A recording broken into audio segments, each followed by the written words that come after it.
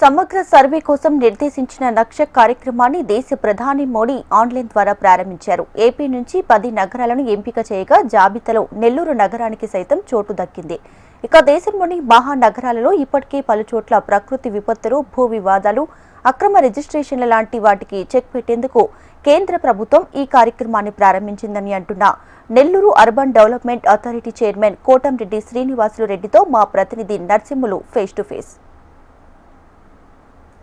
నెల్లూరు రాజకీయాల్లో ఒక సుస్థిరమైన స్థానాన్ని విద్యార్థి దశ నుంచి నెలకొల్పిన కోటంరెడ్డి శ్రీనివాసులరెడ్డి మరోసారి నుడా చైర్మన్ గా ఎంపికయ్యారు. తాజాగా కేంద్ర ప్రభుత్వం ప్రకటించిన నక్షాలో నెల్లూరు నుడాను కూడా చేర్చింది. దీనిపైన నెల్లూరుకి ఎలాంటి ప్రయోజనం జరగబోతుంది, ముఖ్యంగా ఈ క్లోజ్డ్ సర్క్యూట్ లో ఉన్నటువంటి ఈ సర్వే ద్వారా నెల్లూరు నుడా ఏ విధమైనటువంటి అభివృద్ధిని చేపట్టబోతుందో ప్రస్తుతం శ్రీనివాసులరెడ్డి గారు మన దగ్గర ఉన్నారు. ఆయన అడిగి మరి కొన్ని విషయాలు తెలుసుకునే ప్రయత్నం చేద్దాం. సార్, నిన్న నక్షా ప్రోగ్రామ్ మీద కూడా ఒక ఇంటరాక్షన్ జరిగింది, అంటే కొంత ట్రైనింగ్ కానివ్వండి. అసలు ఈ ప్రోగ్రామ్ ఏంటి, ఈ ప్రోగ్రామ్ వల్ల నెల్లూరుకి ఏం ప్రయోజనం? నక్ష అనే ప్రోగ్రాం నిన్న దేశవ్యాప్తంగా ఒకే టైంలో ప్రారంభించడం జరిగింది. కార్పొరేషన్లో ప్రారంభిస్తే ముఖ్య అతిథిగా నన్ను పిలిస్తే నేను వెళ్ళాను. నక్ష అనే ప్రోగ్రాం దాదాపు భారతదేశంలో ఒక భాగం ముందు తీసుకున్నారు. 152 నగర పంచాయతీలకి ముందు స్టార్ట్ చేశారు. 194 కోట్ల బడ్జెట్లో పెట్టి దాని ఒక ప్రోగ్రాం చేస్తారు. అది డ్రోన్ ద్వారా ఒక సర్వే ముందు ఒక పట్టణాలకి, అంటే చిన్న నగర పంచాయతీలకి అన్నిటికీ మన రాష్ట్రంలో 10 ఎన్నుకుంటే 10లో నెల్లూరు ఎంపిక చేయటం మనందరూ అదృష్టం. బట్ దానికి ఎంపిక చేసేదానికి కృషి చేసినటువంటి మా మంత్రివర్యులు, మా నాయకుడు నారాయణ గారికి ప్రత్యేక ధన్యవాదాలు చెప్పారు. నక్షా ద్వారా అనేక ప్రయోజనాలు ఈనాడు. ఈరోజు భూ వివాదాలు నెల్లూరు పట్టణంలో అంటే ఎప్పుడో 105 సంవత్సరాల ముందు వేసిన సర్వే నెంబర్లు మన నెల్లూరులో మీరు చూసుంటారు. ఒక ప్లాట్కి 2-3 సృష్టించుకోవటం, తహసీల్దార్ సంతకాలు డూపు పెట్టడం, రిజిస్ట్రేషన్ మొత్తం చేసేయటం, అంటే భూ వివాదాలు ఎక్కువగా ఉన్నాయి. అటువంటిది డ్రోన్ సర్వే ద్వారా ఎవరి భూమి ఎవరిది అనేది ఖచ్చితంగా తేలబోతుంది. అది ఒకటి, నెంబర్ 1. నెంబర్ 2 వచ్చి ఇప్పుడు ఆస్తి పన్ను ఒక ఇంటికి వేస్తారు, కానీ కొంతమంది అడ్జస్ట్మెంట్ చేసుకునే వాళ్ళు ఉంటారు, రకరకాలు ఉంటాయి. అలా కాకుండా కరెక్ట్గా ఏ ఇంట్లో ఏ పోర్షన్ ఉంది, దానికి ఎంత వేయాలి అనేది కూడా ఖచ్చితంగా డ్రోన్ సర్వే ద్వారా మనకు తెలియబోతూ ఉంది. అదేవిధంగా చూస్తే ఈరోజు ఒక వర్షాలు వస్తే మొత్తం మునిగిపోతుంది.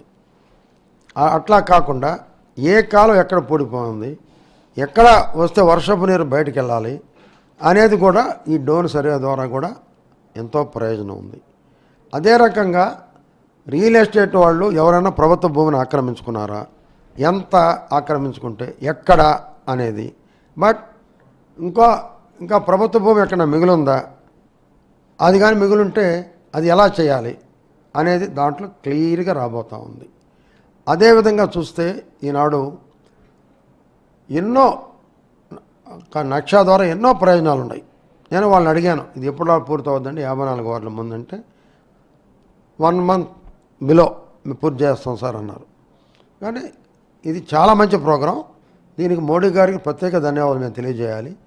మరి ఈ రాష్ట్రంలో కూడా దాని చంద్రబాబు నాయుడు గారు వాటిలో ఎక్కువగా 10 ఈ రాష్ట్రంలో ఎంపిక చేయడం, అది మన నెల్లూరు ఎంపిక చేయడం నిజంగా మన ప్రజల అదృష్టం.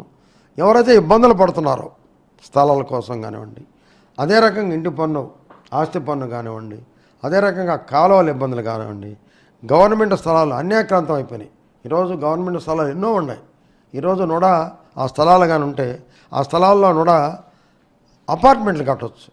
అపార్ట్మెంట్లు కట్టి గవర్నమెంట్ ఉద్యోగులకు కానివ్వండి, ప్రెస్ వాళ్ళకి కానివ్వండి తక్కువ రేటుకి మేము విక్రయించవచ్చు. అధికారాలు మాకున్నాయి.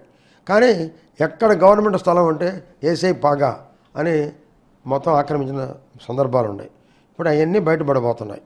అవన్నీ కూడా గవర్నమెంట్కి వచ్చేటువంటి ఆదాయం ప్లస్ ఇట్లా ప్రజానికానికి కూడా భూ వివాదాలకి పోలీస్ స్టేషన్ చుట్టూరు, కోర్టుల చుట్టూరు తిరగకుండా ఒక మంచి పథకం ఈ నక్షా పథకం అని చెప్పి కూడా నేను తెలియజేస్తున్నా. ఇది ఇవాళ నక్షా ప్రోగ్రాంలో నెల్లూరు ఎంపిక చేయడం పట్ల నుడా చైర్మన్ చెబుతున్నటువంటి మాటలు. కెమెరా పర్సన్ ప్రవీణ్తో నరసింహులు, హెచ్ఎం టీవీ, నెల్లూరు నుడా కార్యాలయం నుంచి.